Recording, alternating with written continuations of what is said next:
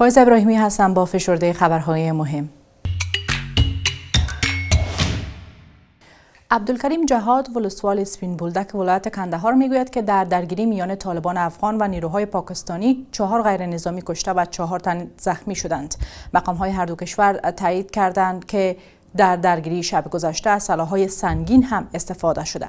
ذبیح الله مجاهد سخنگوی حکومت طالبان در صفحه ایکس خود نوشته که جنگ از سوی نیروهای پاکستانی آغاز شده، اما مشرف زیدی سخنگوی صدراعظم پاکستان این ادعا را رد کرده و گفته که حمله ابتدا از جانب افغانستان آغاز شده.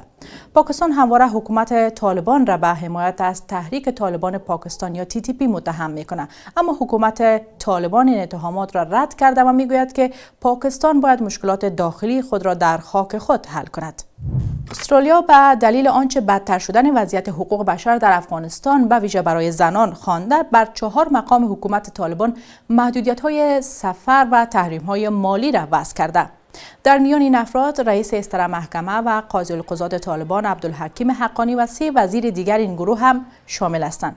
به گفته پنی وونگ وزیر خارجه استرالیا، این مقام‌ها در اعمال محدودیت‌های اخیر بر زنان و دختران افغان و نقض حاکمیت قانون و اصول حکومتداری خوب داخل بودند. یک منبع حکومتی طالبان که نخواست نامش گرفته شود به رادیو آزادی این اقدام را غیر عادلانه خوانده و افزوده که حکومت آنان هیچ روابط با استرالیا ندارد.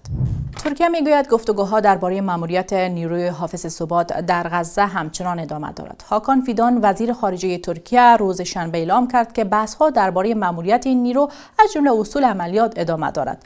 او در سخنرانی خود در نشست سالانه دوحه افزوده که هدف اصلی این گفتگوها باید جدا نگه داشتن اسرائیلی‌ها و فلسطینی‌ها در امتداد مرز باشد. همزمان صدراعظم قطر اعلام کرده که آتشبس 2 ماهه در غزه تا زمانی که نیروهای اسرائیل با حمایت واشنگتن و مطابق طرح صلح از قلمرو فلسطینی‌ها خارج نشوند به طور کامل اجرا نخواهد شد.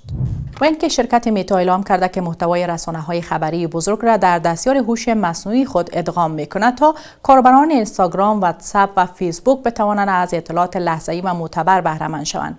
این شرکت بزرگ شبکه‌های اجتماعی میگوید که دستیار متا هنگام پاسخ به پرسش‌های خبری تازه‌ترین گزارش‌ها، مطالب تفریحی و سبک زندگی را از طریق همکاری با رسانه‌های خبری چون CNN، فاکس نیوز، لومون، پیپل و USA تودی ارائه خواهد کرد. متا میگوید که این قابلیت جدید به کاربران این امکان را میدهد که از منابع متنوع‌تر استفاده کنند.